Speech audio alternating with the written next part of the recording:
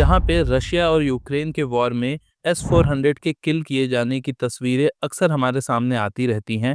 वहीं पे इंडिया के केस में आप देखते हैं तो S-400 को किल करने का क्लेम जो पाकिस्तान का है वो तो बहुत दूर की बात है, क्योंकि उन्होंने एक फेक इमेज जारी की सैटेलाइट की, जिसमें कोई चीज़ ग्राउंड पे है ही नहीं और उन्होंने सर्कल करके दिखा दिया।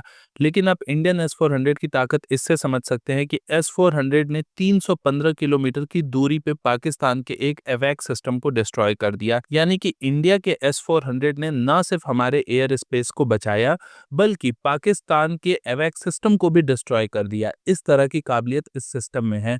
तो फिर इस तरह का सोफिस्टिकेटेड सिस्टम रशिया में फेल कैसे हो गया और इंडिया में ये सक्सेसफुल कैसे रहा, इसी पे चर्चा करेंगे आज। ऑन पेपर अगर आप बात करते हो तो S-400 की जो ट्रैकिंग की रेंज है, यानी कि वो रडार कहाँ तक देख सकता है, वो 600 किलोमीटर तक है। और टारगेट को एंगेज करने की अगर बात है तो ऑन पेपर ये 40 किलोमीटर की इसकी सबसे शॉर्ट रेंज की मिसाइल है। सबसे लॉन्ग रेंज की मिसाइल 400 किलोमीटर तक किल कर सकती है। लेकिन क्या एक एयर डिफेंस सिस्टम के लिए सिर्फ इतना काफी होता है? अगर आप सपोज करो कि अंडमान निकोबार जैसे आइलैंड पे S-400 को रख देते हो और उस जगह कोई और सिस्टम नहीं होता है, सिर्फ S-400 का ही सिस्टम होता है, तो वहां पे लगभग ये श्योर है कि उस S-400 पे अगर 10 मिसाइलें एक साथ दाग दी जाएं, जो कि एक मैक 2 मैक 3 के स्पीड के आसपास से चल रही हो, तो वो S-400 डिस्ट्रॉय हो जाएगा। तो इस केस में S-400 का साथ देने के लिए सबसे ज्यादा क्रूशियल चीज जो आती है वो होती है लेयर डिफेंस। यानी कि S-400 के अलावा भी आपके पास और एयर डिफेंस सिस्टम चाहिए होते हैं। साथ ही साथ आपका command and control unit plus surveillance के लिए आपके पास S-400 रडार के अलावा अदर रडार्स के ऑप्शन भी होने चाहिए। इंडिया के केस में अगर आप देखते हैं तो इंडिया ने एक मल्टी लेयर्ड अप्रोच को फॉलो किया, जिसमें कि S-400 के साथ साथ हमारे पास जो एवैक सिस्टम है, जिसमें से एक भारत का स्वदेशी रूप से डेवलप किया गया नेत्रा एवैक सिस्टम है, साथ ही साथ इजरायली फैल्कन एवैक्स है।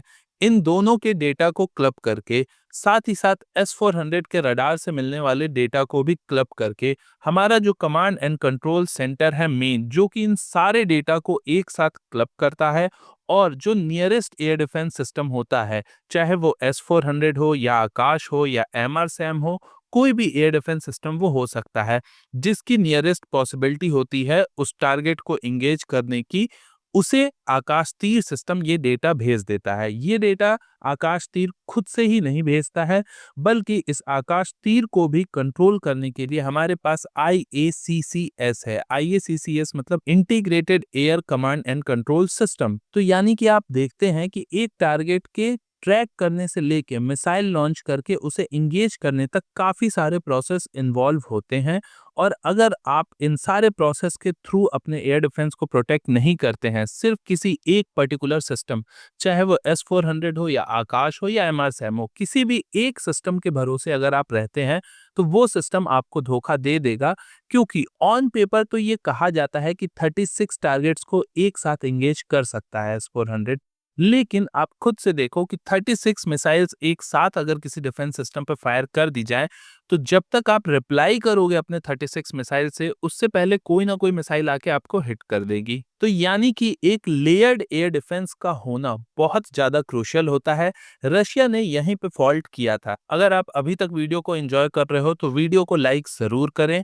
बढ़ते हैं आगे। रशिया ने अपने कई S-400 के यूनिट्स को ऐसी लोकेशंस पे तैनात कर दिया था जहां पे S-400 के पास एक प्रॉपर कमांड एंड कंट्रोल का सिस्टम नहीं था, जो कि उसे सपोर्ट कर सके, जिसकी वजह से यूक्रेन के एडवांस ड्रोन्स, फाइटर जेट्स, जो कि उसे नेटो से, वेस्टर्न देशों से मिले हैं, इन सब से मिले हुए इक्विपमेंट से वो S-400 को ईजिली ट्रैक कर गया और अपनी 3-4-5 मिसाइलें एक साथ मार के या फिर 3-4-5 एक साथ ड्रोन्स को लॉन्च करके उसने S-400 को किल कर दिया। और बिल्कुल सेम ऐसे ही रशिया ने भी अपने इस्कंदर मिसाइल से यूक्रेन के द्वारा तैनात अमेरिकन डिफेंस सिस्टम पैट्रियट को भी मारा है। क्योंकि यूक्रेन ने भी यही गलती की थी कि एक खाली ग्राउंड पे उन्होंने सिर्फ एक पैट्रियट सिस्टम को डिप्लॉय कर दिया, और ऑब्वियस है कि ऐसे में एक सिस्टम अकेले आपका काम नहीं कर सकता due to lack of support from other surveillance and control systems. तो यानी कि अगर देखा जाए तो S-400 में एज अ सिस्टम कोई कमी नहीं है, क्योंकि जो बेस्ट एयर डिफेंस सिस्टम है दुनिया के, जिसमें कि पैट्रियट आता है, और S-400 आता है, इन दोनों को ही किल किया गया है। और देखा जाए तो इन दोनों एयर डिफेंस सिस्टम के डिस्ट्रॉय होने की जो एक्चुअल वजह है वो एक स्ट्रेटेजिक वजह है, जो कि लैक ऑफ आप कह सकते हैं स्ट्रेटजी है, क्योंकि इन्हें बिना किसी प्री प्रिपरेशन के तैनात कर दिया गया था। साथ ही साथ कुछ परसेंट चांसेस इसके भी हैं कि रशिया का जो S-400 डिफेंस सिस्टम है उसे सामना करना पड़ा है वेस्ट या नेटो के आप कह लो हथियारों का। वहीं पाकिस्तान को आप देखते हो तो पाकिस्तान ने भरोसा किया चाइना और टर्की जैसे देशों पे अपने वेपन्स के लिए, और इन देशों के वेपन्स कितने कारगर है ये आप देख ही चुके हो कि इंडिया ने अपने एक छोटे से स्ट्राइक में ही चाइनीज वेपन्स की धज्जियां उड़ा दी थी। और आपको इस चीज में भी खुशी होनी चाहिए कि इंडिया और पाकिस्तान का जो बॉर्डर है वो रशिया यूक्रेन के बॉर्डर से बहुत ज्यादा बड़ा है। जहां पे रशिया यूक्रेन का जो लैंड बॉर्डर है वो 1974 किलोमीटर का है, वहीं पे इंडिया पाकिस्तान का बॉर्डर जो है वो 3323 किलोमीटर का है। तो यानी कि इंडिया के लिए इस बॉर्डर को मैनेज करना ज्यादा मुश्किल है रशिया के कंपैरिजन में। पर फिर भी इंडिया ने सक्सेसफुली इतने बड़े बॉर्डर के होने के बावजूद भी अपनी एयर स्पेस को प्रोटेक्ट किया। एनिमी की कोई भी मिसाइल इंडिया में अटैक नहीं कर पाई, ये खुद में एक बहुत बड़ा अचीवमेंट है इंडिया का, इंडिया के स्ट्रेटजी का, साथ ही साथ अपने स्वदेशी डिफेंस सिस्टम का। इन सारी चीजों में अगर आप बात करते हो तो एक चीज जो सबसे ज्यादा इंपॉर्टेंट रोल निभाई है इस पूरे एयर डिफेंस वाले चैप्टर में वो है आकाश तीर, जो कि एक कमांड एंड कंट्रोल यूनिट है और खुद इंडिया ने खुद से बनाया हुआ है इसे। तो ये एक बहुत बड़ी इंपॉर्टेंट चीज है जिसने कि S-400 को अनबीटेबल बना दिया। उसका रीजन S-400 अकेले नहीं है, उसका क्रेडिट S-400 के साथ साथ आकाश तीर, आकाश एयर डिफेंस सिस्टम, साथ ही साथ इंडिया के द्वारा मैनेज की जा रही IACCS, इन सब ने मिल के ही कहीं ना कहीं इंडिया के एयर स्पेस को प्रोटेक्ट किया है।